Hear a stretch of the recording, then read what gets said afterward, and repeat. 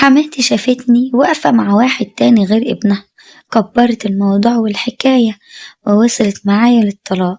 وبعد كده جوزي اتأكد إن أنا ما كانش ليا أي ذنب في اللي حصل، وإن كل اللي حصل ده كان من تدبير أمه، ولكن حاول إنه يرجع لي، بس أنا رفضت وفضلت على كده. لكن المشكلة إن أنا كان معايا منه 4 أولاد، ما هو عشرة أكتر من 18 سنة، والولاد كلهم جايين ورا بعض، يعني سنهم مقارب من بعض كويس. المشكلة الأكبر إن هم كلك في مدارس ومصاريفهم كتير جدا، والدي راجل غلبان وما يقدرش أبدا على مسؤولية ولادي ولا مسؤوليتي. طبعا أنا حاولت إن أنا أخد كل الحقوق من جوزي، لكن جوزي أصلا ما حلتوش حاجة، يعني عارفة إن أنا هجري على المحاميين على الفاضي. ولكن حماتي كانت هي السبب في كل اللي حصل معايا ومع ولادي، وجوزي طول عمره بيسمع كلامها، ودايما عاطلها كده ودنه تقوله اللي هي عايزاه. ودايما كنت كل ما اعترض على أي حاجة هي تقولها له أو اتناقش معاه فيها، كان مع الأسف بيرفض كلامي وما بيوافقش غير على كلامها هي. سنين وسنين واحنا على كده ومفيش فايدة أبدا، وطول الوقت واحنا دايما مختلفين. ما اقدرش اقول حياتي كانت احسن حاجة، بالعكس، ده هو كان اول حاجة. صحته على قده، والعيشة على القد، وكل حاجة بصعوبة، ولكن كل ده ما كانش فارق، وكنت بقول مش مشكلة، اهو بيت وحيطان مدرياني انا وعيالي، ولقمة بناكلها حتى لو قليلة، ومصير الامور تتعدل. وكنت بحاول اعمل اللي اقدر عليه، وكنت بطلع اشتغل، ولكن برضه حماتي ما كانتش بتسيبني في حالي. ما سكتتش غير لما كل واحد فينا بقى في عيشة لوحده، عشان يعني كنت بسيب ساعات الأولاد وأطلع أشتغل عشان أساعد ابنها اللي مش مكفينا حتى عيش حاف. ولكن هي ما كمان بدل ما تشكرني كانت بتضايق فيا. قعدت لوحدي أنا وعيالي، بس ما أقدرش أنكر إن وجودها كان مهم برضه في حياتي، لأنها كانت بتخلي بالها من الولاد. بعد ما قعدت لوحدي بقت عيشتي وأكلي وشربي وحياتي لوحدي، بس قاعدين في نفس البيت، هي في شقتها وأنا في شقتي.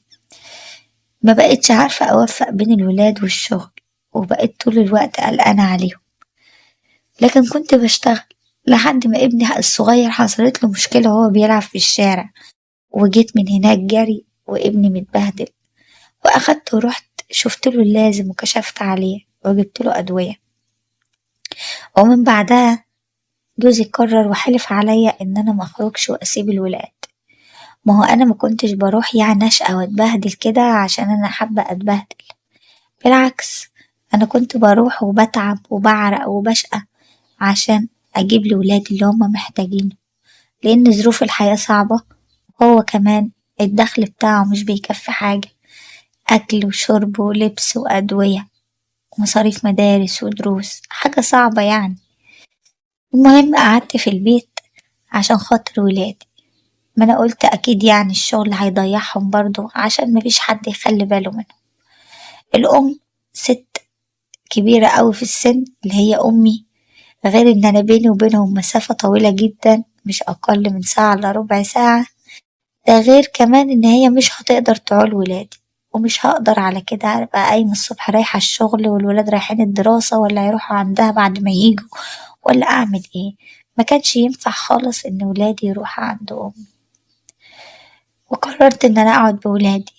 بس فكرت، بقيت قاعدة طول الوقت في احتياج، وطول الوقت الالتزامات كلها مش موجودة، وكل حاجة ولادي بيطلبوها مني بتزعلني جدا جدا من جواي، وبتخليني عايزة أجيب لهم اللي هم عايزينه بأي طريقة.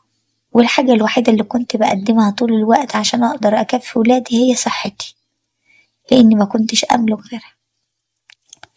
فكرت كده مع نفسي، وكنت قاعدة مع واحدة جارتي واقترحت عليا اقتراح.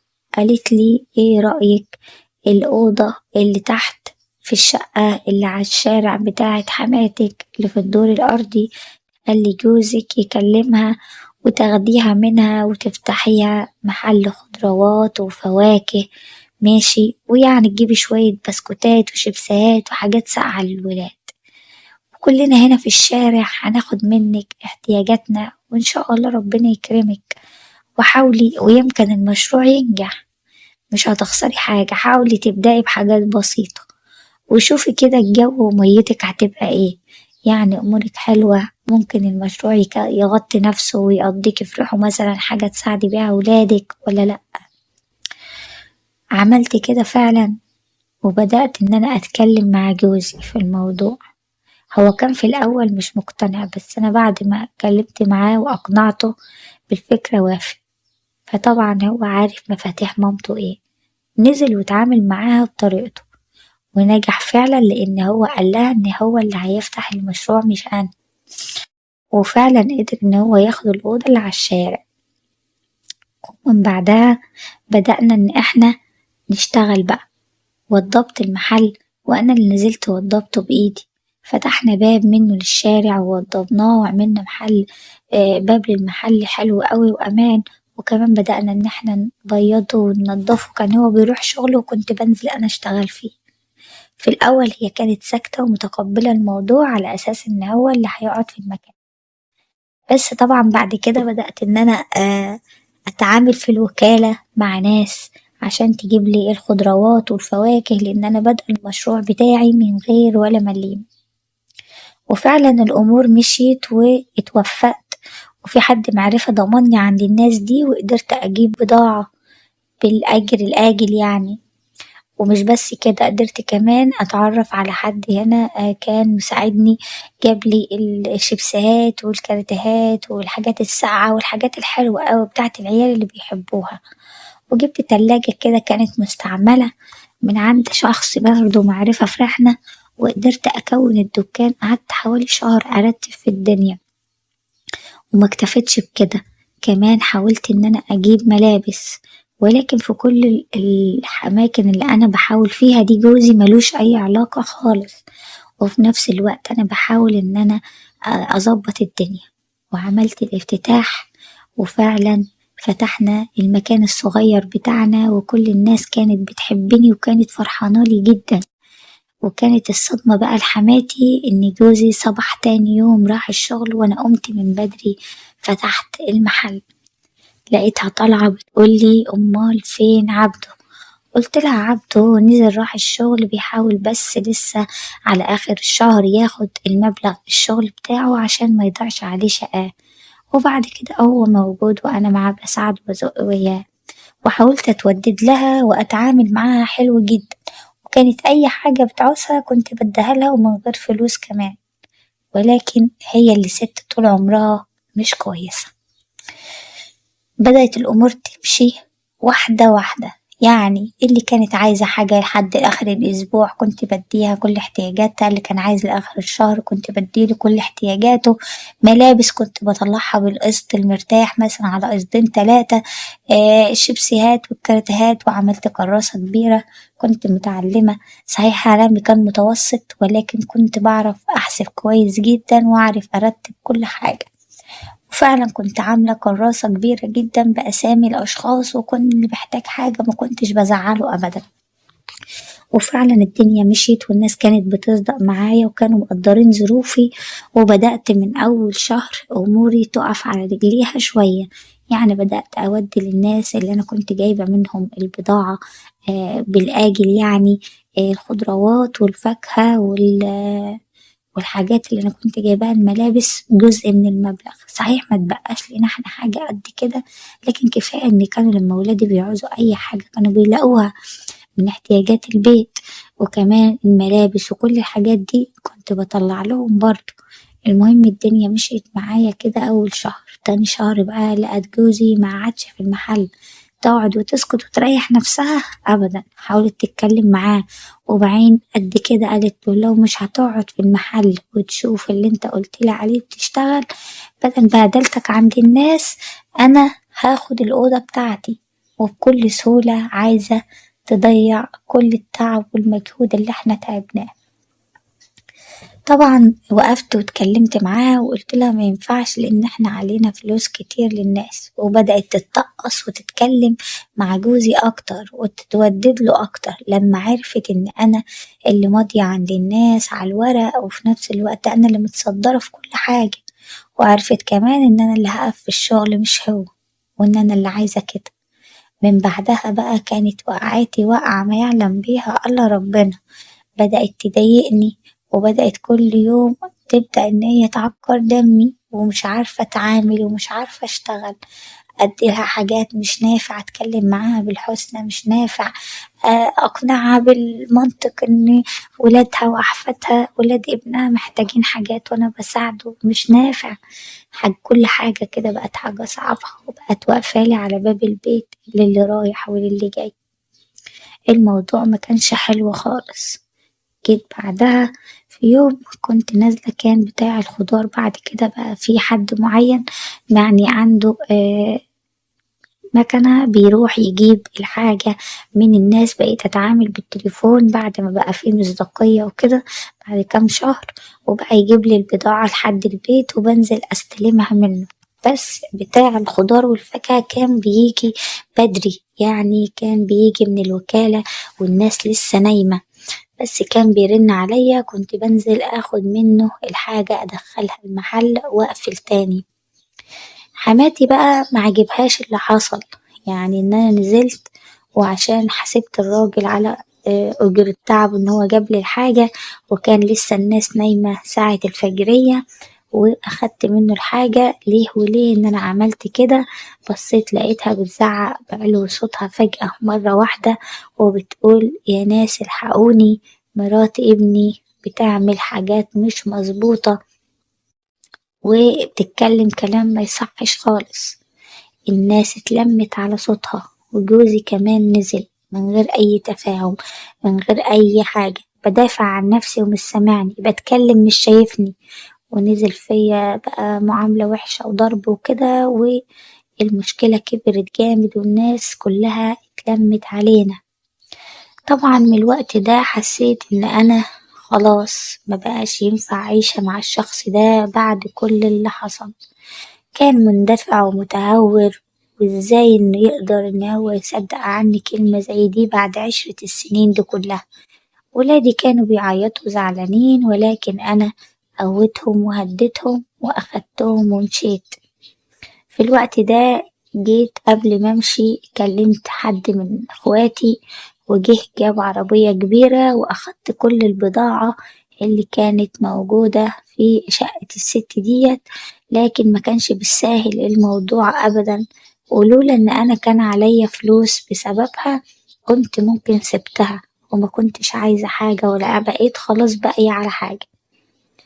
المهم حصل طبعا كلام كتير وحكايات وروايات، يعني لو أقول عليها هتزهقوا مني، ولكن بعدها أخدت أخويا أخدني أنا والعيال وهدومي والحاجة ديت وأخدت بعضي ورحت عند أهلي.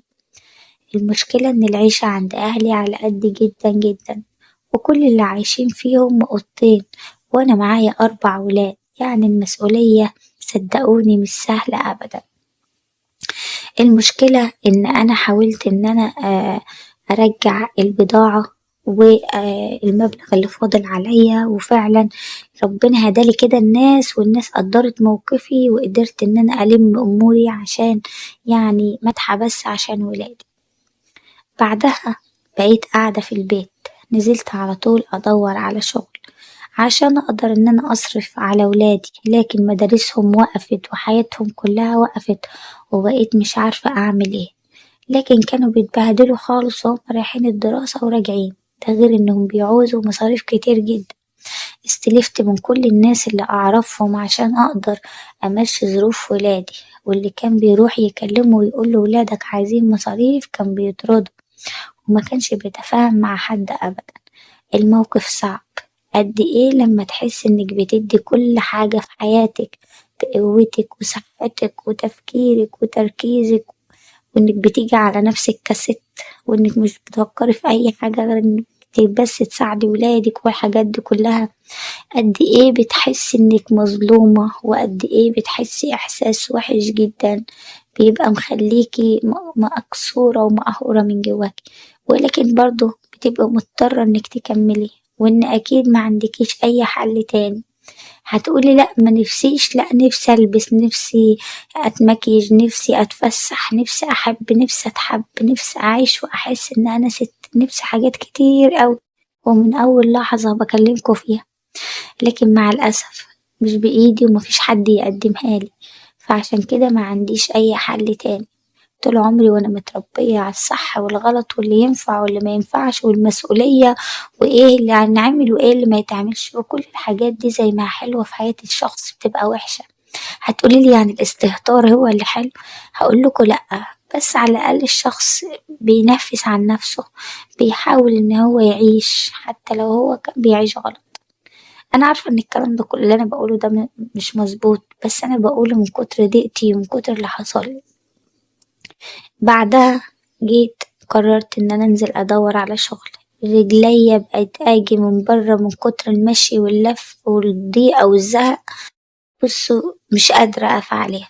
وكنت برضو بضطر أقوم لحد في يوم في واحدة جارتنا لقيتها بتقولي في يعني بنتها تعبانة، وحماتها كانت متجوزة واحد مقتدر يعني، وحماتها تعبانة وكده وكانت هي بتخدمها، لكن بنتي دلوقتي تعبانة ومحتاجين حد يعني يساعدها لحد ما تبقى كويسة، عشان حماتها جسمها ضخم جدا ومش بتقدر تقوم ولا تقعد ولا تتحرك وبتاخد أدوية، فانتي لو تقدري انك تروحي يعني حاولي على قد ما تقدري كده تشوفي الدنيا فيها ايه. قلت لها طبعا موافقة، ومن غير ما افكر ومن غير ما اعرف حتى انا هقدر ولا لأ، ومن غير ما اعرف انا هعمل ايه.